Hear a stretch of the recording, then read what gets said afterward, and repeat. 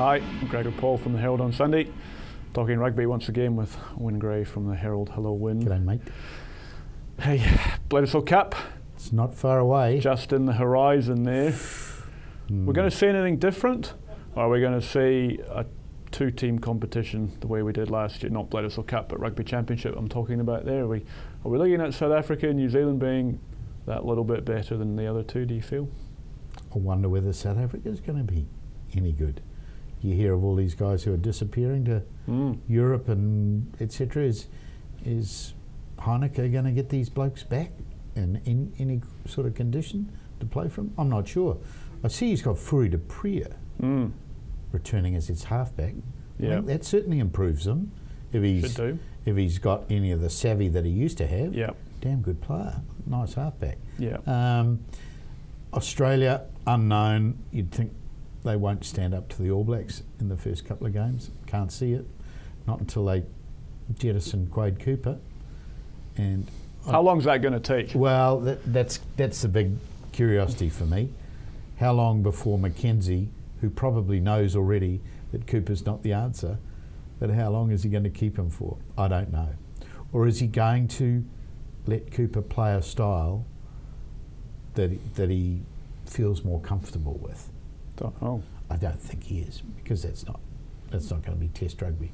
So we're going to have more bleating from Australia than that they're not playing a style that the public likes, which was the great criticism of Robbie Deans. Yeah. All these sort of things are going in the melting pot in the next wee while. I think that's quite fascinating, but obviously of more concern to Mackenzie will be how does he fix up that scrum that got dealt to in the end by the Lions? Does he have another lock that he can find from somewhere? And who will play number 8 for him? Yeah. If Palu's not available, who does he play there? Yeah. Not Ben Moen, surely. Don't think he's got the answers. Probably. However, and as for Argentina, I don't know. I find out who they are when they turn Yeah. up. But what about you? Have you got the inside intelligence on lost Pumas? No, I don't. Bit like you, I would hope that they are a better team than, not that they were a bad team last year, but hopefully they'll have learned a fair bit, have a bit of experience, a bit of knowledge about what it takes to play at this level week after week. That should put them in better stead. But conversely, the teams that they play against will have a better handle on them too. Yeah. So the only thing I know is that Senor Henry has left again. Yes, and is coaching them again. Whether they find a bit more oomph out of that impetus, I'm not sure. But it's how they travel, all that sort of stuff. It's a tough schedule, that Rugby Championship, keeping on flying around the world. It is. Those scrum laws, I fancy, will suit the Pumas quite nicely. That's the way they scrum, isn't it? It's what they want to do, and if they can if they can hold teams up there and make it quite a battle, which they could probably do with the Wallabies, I fancy they might win a game this year, and I'll target the Wallabies in Argentina as the one that they would go for. I wonder whether that might also slightly suit the South Africans more, who have not been strangely big men, but strangely not great scrummages. Yeah. But whether the new adjustment might help them, don't know. Don't know. But who are they going to play at first 5/8, for example? Don't know. Is Morné Steyn available? Or is Johan Hussen coming out of the trenches? I don't know. Yeah. It's a bit of a mystery, but I think of immediate interest is going to be this Bledisloe Cup, of course, and all the fascinating,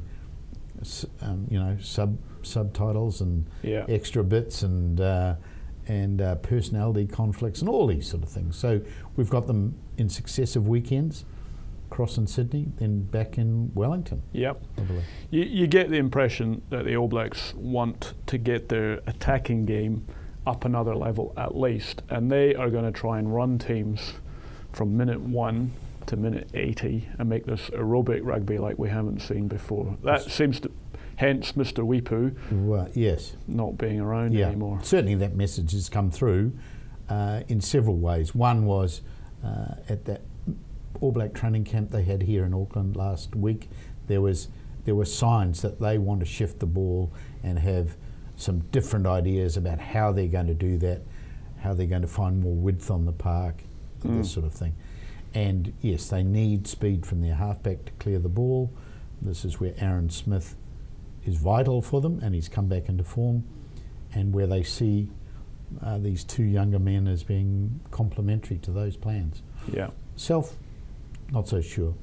I'd like teams to have a variety of plan myself, a variety of playing style. I suspect that they do.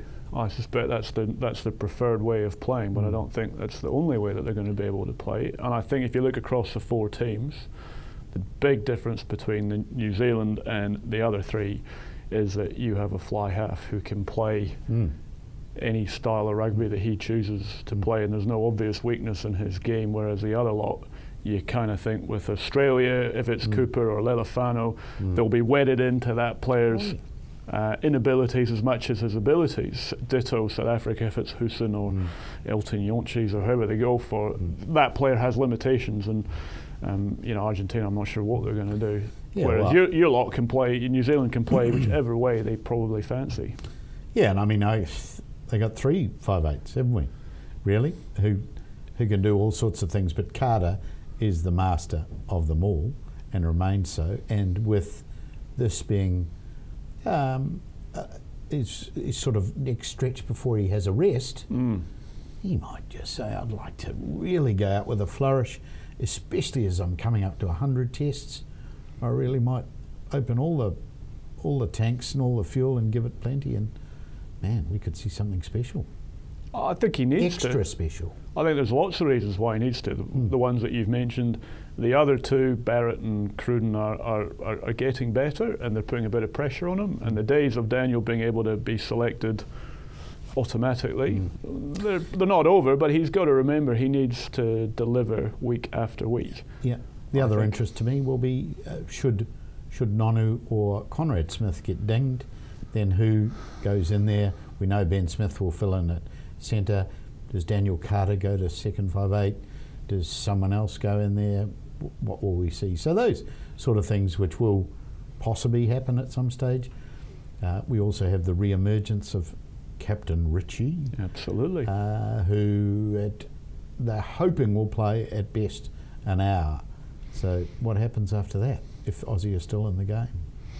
That's a high risk option for me. I know it shouldn't be because he's Lord McCall, but he's underdone. Well underdone. I fancy the one strength that Australia have right now. They've got 2 very good young number 7s who can run for a long time, and I think they've got to be a wee bit careful. Richie might struggle a little bit. I know he's the world's best, but right now he's probably not. Listen, I know you're from Scotland. You want to be a heretic, but that's enough, all right?